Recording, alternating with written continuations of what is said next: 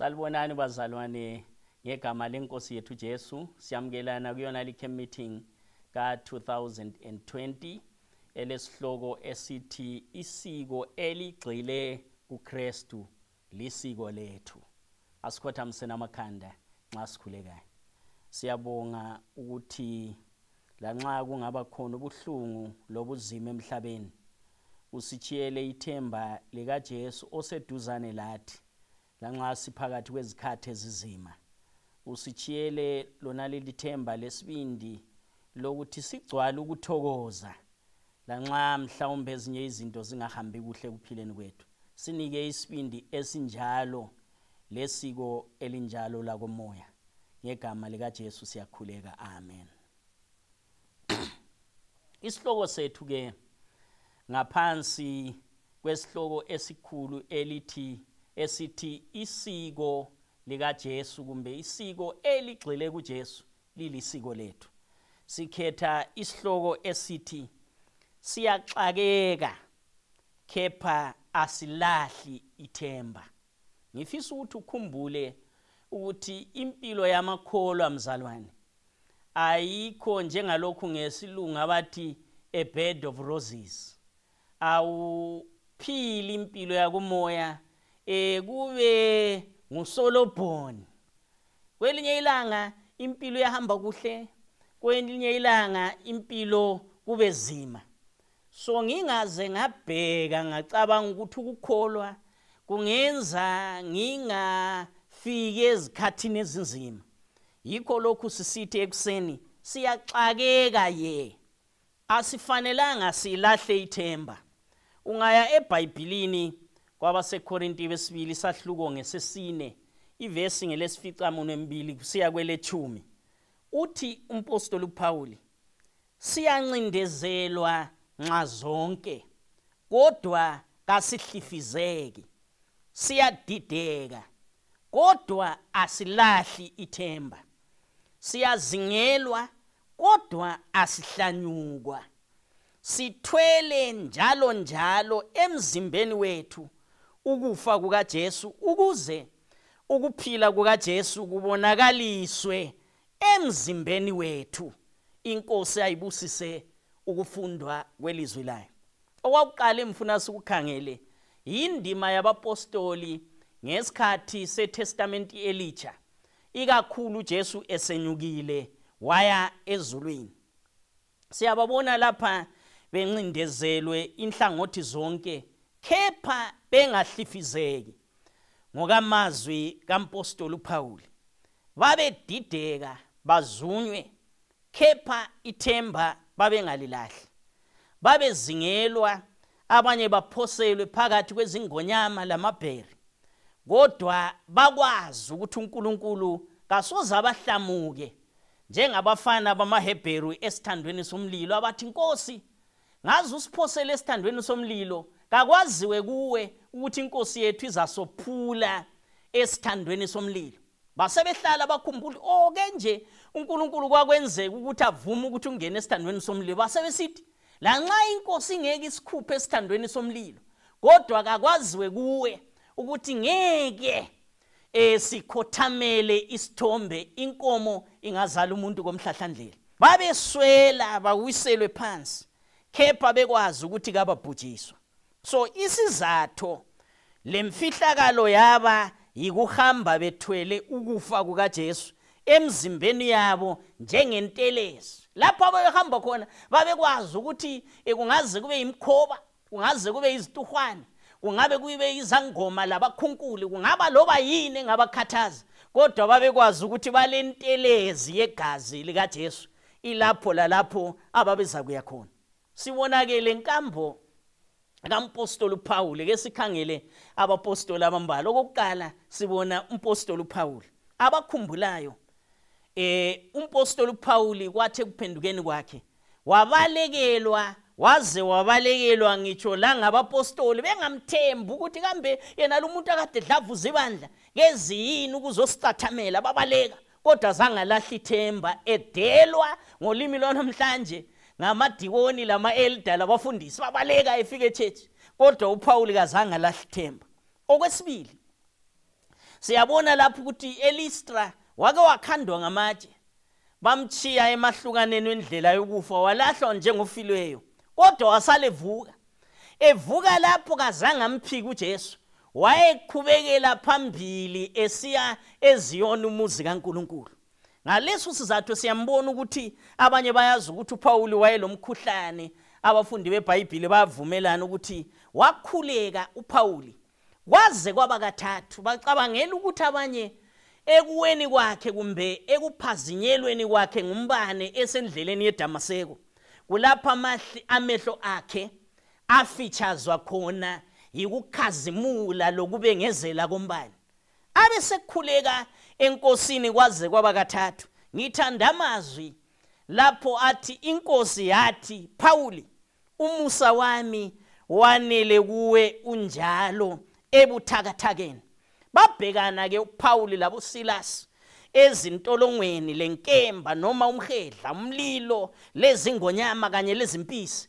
Kodwa ithemba uPaul labo Silas lanxa babesentolongweni bahlabelela eFilipi kwaze kwavuleka amasango entolongo. Kunjalo impilo yabo ilenhlangothi ezimbili. Uhlangothi lwenjabulo lokusiliswa kwabagulayo, ngisho lokuvuswa kwabafileyo, lokukhitshwa kwemikhuhlane lamadimoni. Kube lohlangothi lwangapha ababehlangana khona lokuzingelwa, lokusolwa, lokuhlekwa, lokugula, lenkemba, lokufa. Impilo yabo injengendibilithi yemali. Yayilenhlangothi ezimbili, uhlangothi olugcwele intokozo lohlangothi olugcwele ukuhlupheka. Ngithanda ukuthi singakayi kude ngikukhumbuze mzalwane ukuthi impilo yethu yokukholwa injalo igcwele inhlangothi ezimbili. Kwelinye ilanga liyavuka lithokoza lihlabelela ingoma makubongwe inkosi ngekwenzileyo, yathanda ilizwe, yasipha uJesu. Kusasa ekuseni sivuke sihlabelela ingoma ezulwini kakwehlukwana, ezulwini akuvaleliswa ngoba sekulokufa. Impilo yethu simele sinanzelele ukuthi injalo igcwele inhlangothi ezimbili. Ngake ngezwa omnye umuntu ngeminye iminyaka kloloda esithi mina uNkulunkulu wami asoNkulunkulu wefani ukudlala.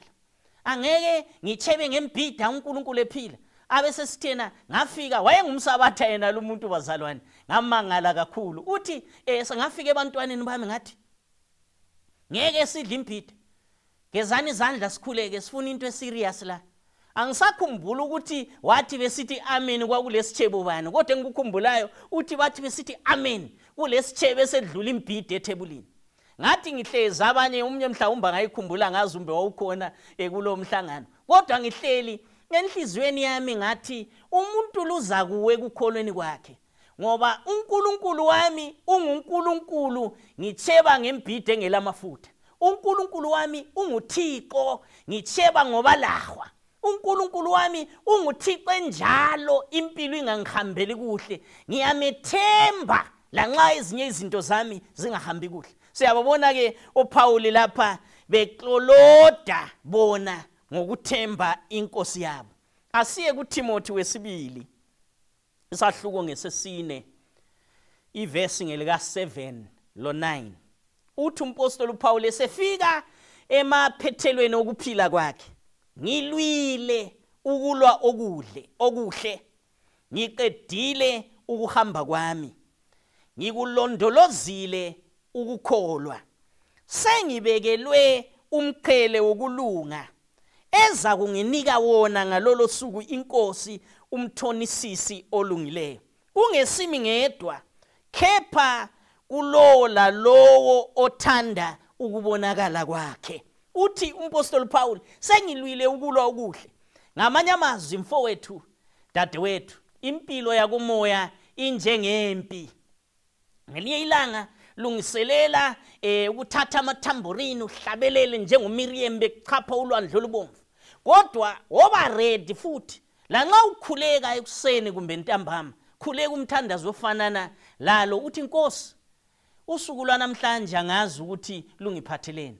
kungenzakala lugcwale intokozo inhliziyo yami iphuphume ichitheke ngenjabulo ngiyabonga ngalokho zangenzela khona kodwa nxa usuku lwami namhlanje ngizawelwa ngamashwa impilo yami ingahambi kahle inhliziyo yami igcwale umunyu ngiyakhuleka Nkosi yami ukuthi nginika amandla okunyamezele kuhluphekeni kwami ngoba impilo yethu ilenhlangothi ezimbili uhlangothi lwentokozo lohlangothi lwezinhlungu ngifisa ukuthi ke ngingene kusigaba esimnandi la kungani kumele sibe lesibindi esinje ukuthi phakathi kokudelwa sibe kwazi ukuthi kasihlifizwa phakathi kwesikhathi sokuxakeka singalahli ithemba kuyini okuzasenza ukuthi singalahli ithemba mfuna siye eTestamentini elidala ungaya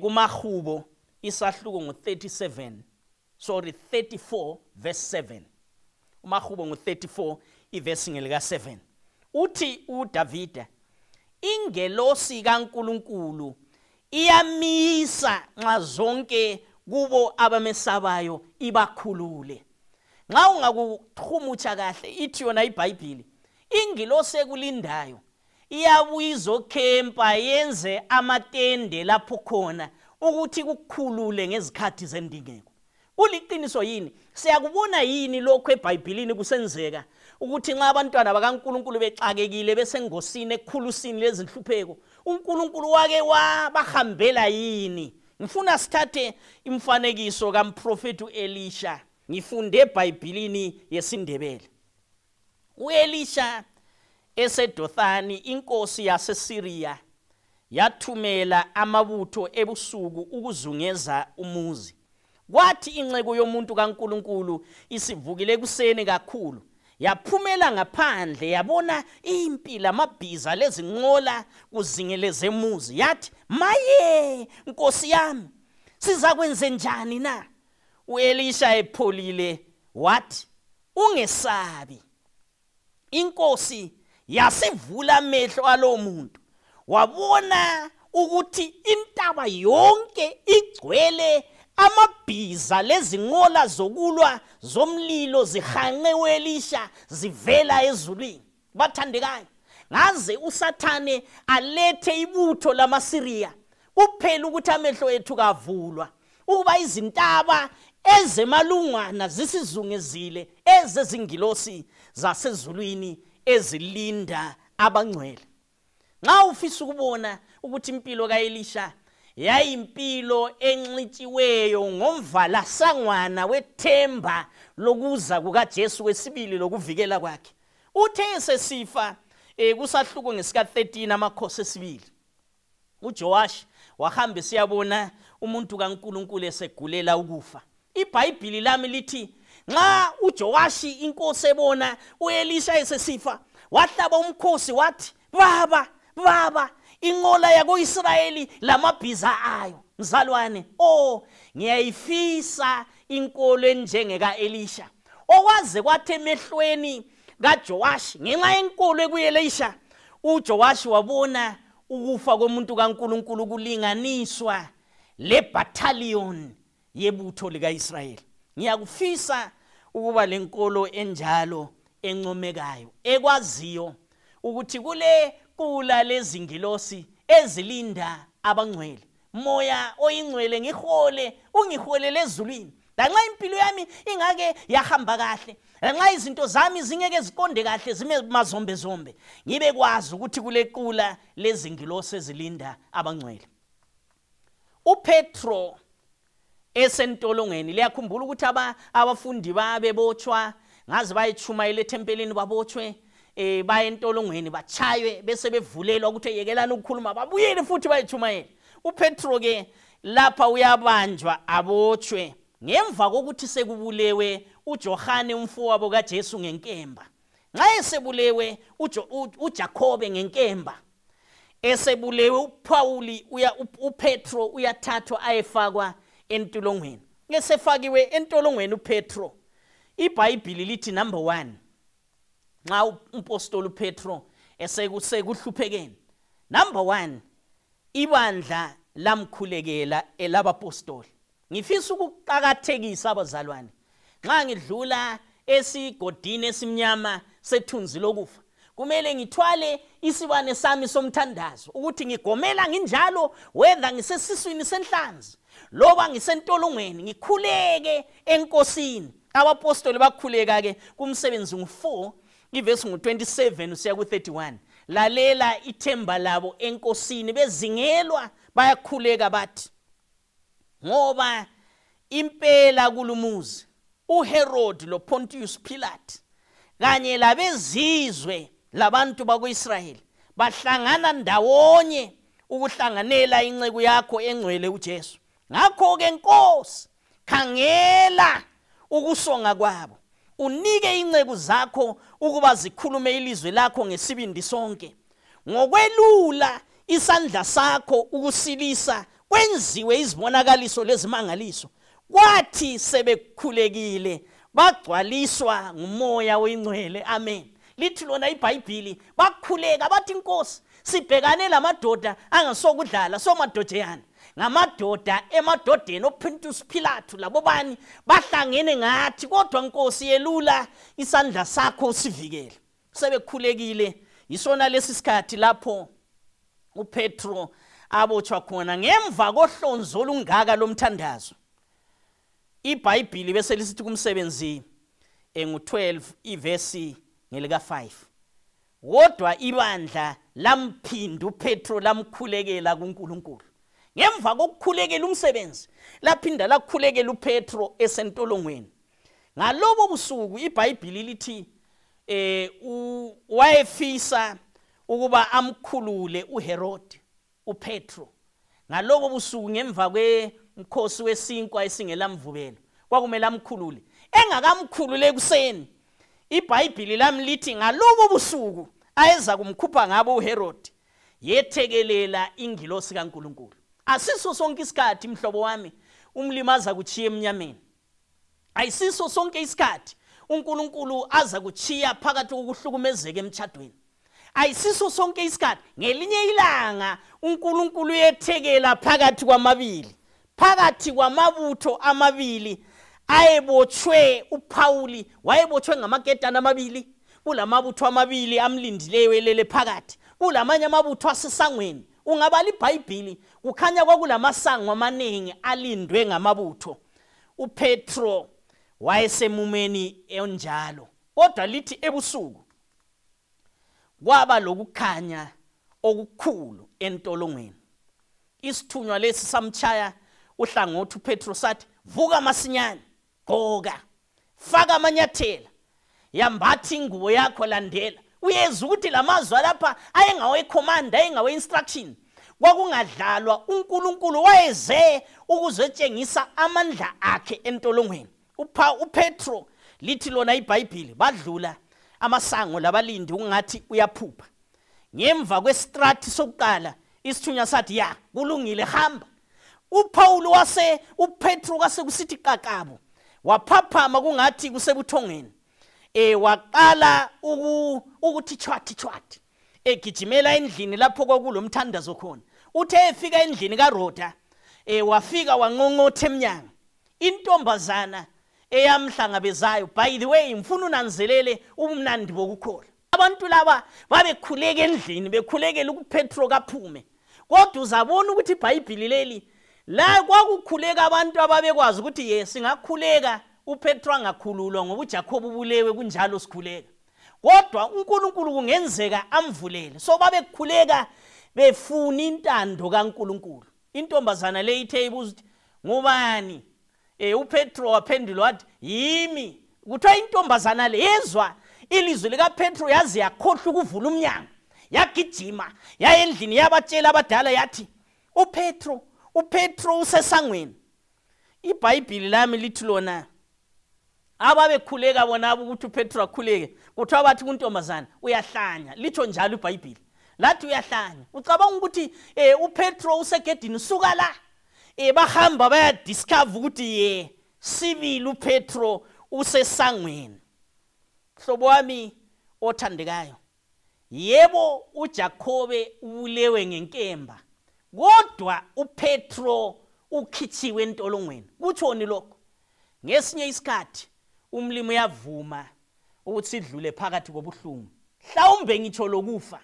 Akuthi ukuthi ngokukholwa asisazunywa yikufa. La nxa sikholwa singazunywa yikufa, kodwa asimelanga silahle ithemba.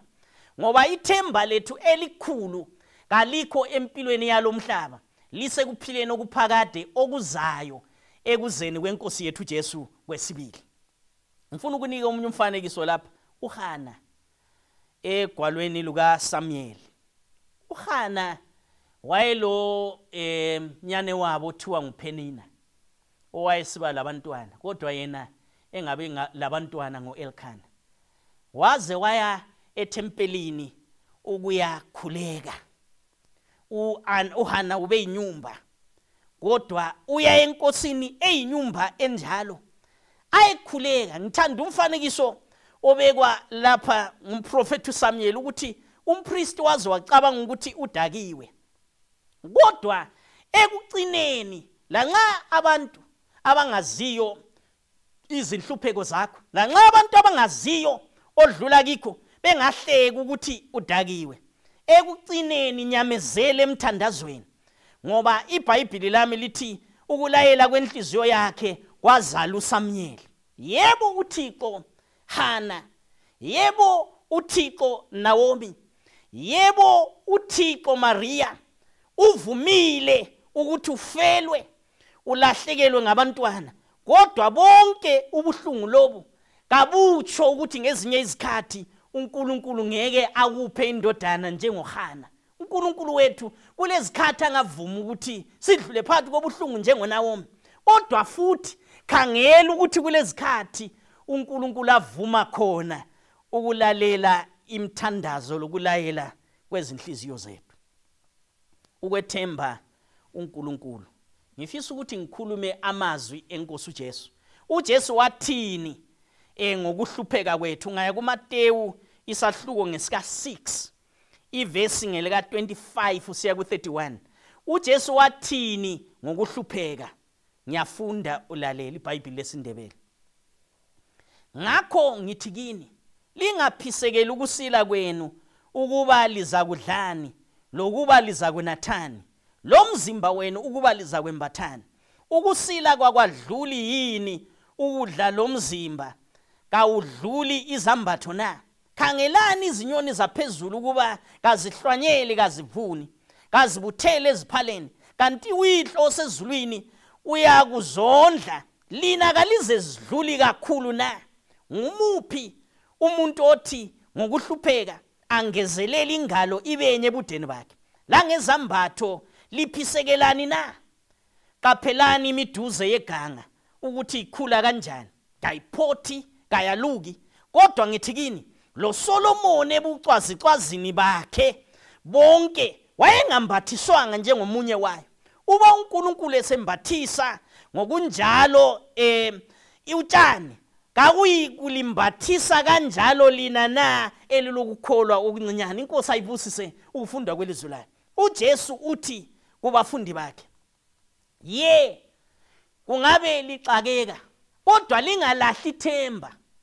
Abanye kwesinye isikhathi umuntu uyalahla ukukholwa ngenxa yokuthi uswele ifizi, omnye uyalahla ukukholwa ngenxa yokuthi umntwana uyagula, omnye uyalahla ukukholwa ngenxa yokufelwa. Hathi bazalwane, njengoJobe mana njengeqhawe, ngoba uNkulunkulu usohlangothini lwakho. Uyaxakeka, kodwa ungalahli ithemba. Sikubona lokhu ku-Isaya 1 ivesi ngelika 9. iBhayibheli lesizulu lithi, uma uJehova ubengasitshiyelanga insali, besiya kuba njengeSodoma sifane leGomora. Ukuphila lalokho kuyinhlamvane sisasele lakho kokukholwa, singaze salahla ithemba, ngoba uNkulunkulu wethu ulathi. Ngamazwi afananayo awensala ahlatshelwa libandla laku-Israyeli sebebuyele eJerusalema ngezinsuku zika-Ezra. u-Ezra 9 ivesi ngelika 8 uthi yena lapha u-Ezra, kepha manje senzelwe isikhatshana umusa ovela kuNkulunkulu wethu, ukusitshiyela insali yabasindileyo, lokusinika isikhonkwane endaweni yakhe engcwele, uba uNkulunkulu wethu akhanyise amehlo ethu, asinike ikhefu elincane ebugqilini bethu. Mzalwane, ngithanda ukuba ngikukhuthaze, kungaze kube lezikhathi ezizima, ungalibali. Ngibone nxa kulama buildings lawa amade, nxa ukhwela ama steps, kulama steps ahamba yahambe kufike lapho kuba flat ukuthi ungaphumula. Abuya kukhwela ama steps kumbe kule 14 floors, kumbe iPioneer House, kumbe yipi istairs esikhulu, National Railways of Zimbabwe, uhamba hambe uyafika lapho kuphunyulwa khona. Mzalwane, impilo injenge skyscraper, ama steps ahamba kodwa umlimi uyavuma ukuthi ufike esigcawini lapho ngakhokha khona umoya. Impilo yethu kayigcwalanga ubuhlungu kuphela, kodwa uNkulunkulu uyasichiyela inselela. Ngiyayithanda ingoma yamaSabatha number 173. Ngizacela lingivumele ukuba ngiyifunde lapha. Ngizafunda ingoma ka number 173 yamaSabatha ethi o ngenkolo.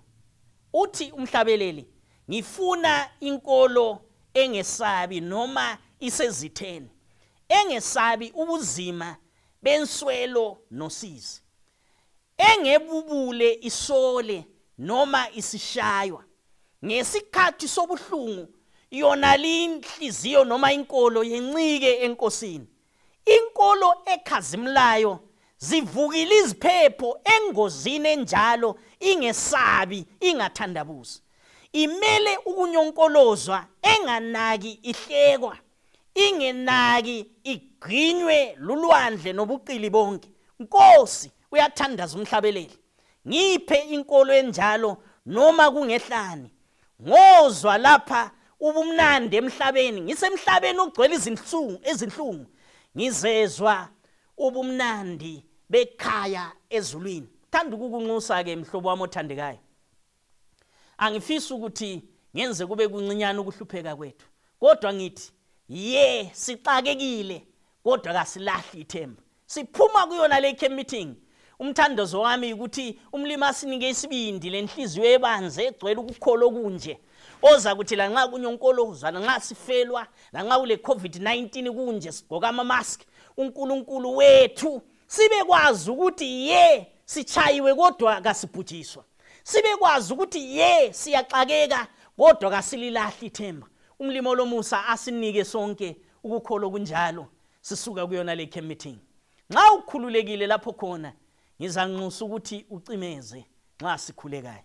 Baba wethu olungileyo osekhaya ezulwini, empilweni yethu yokukholwa siyake sifise ukuba ngabe impilo yethu yabalula, igcwale ubumnandi kuphela, kungaze kwaba zinhlupho, uJesu azafike asilande siye ekhaya. Kodwa ilizwi lakho namhlanje liyasivezela ukuthi impilo yethu ilenhlangothi ezimbili. Kulempilo esasiphile ibe buhlungu igcwala umunyu, sikhulekela ukuthi ngezinsuku ezinjalo usiphathise ukuba lokukholwa okungenaki, lanxa ulwandle lugubha luthreatena ukuba lusigwinye, sibe kwazi ukuba inkosi yethu isehlangothini lwethu, lengilosi yakho ehlele ngokuzungeza kubo bonke abakwesabayo. Lanxa kungaba izikhathi zentokozo, usifundise ukuthi sithokoze, sikwazi ukuthi siphakathi kwekhefu lokuphumula kwakomoya, kodwa usiqinise kuze kube isikhathi lapho uJesu azakuza asilande siye ekhaya sigcinile ukukholwa kwethu. Umthandazo wethu lokukholwa egameni elihle elikaJesu umsindisi wethu. Amen.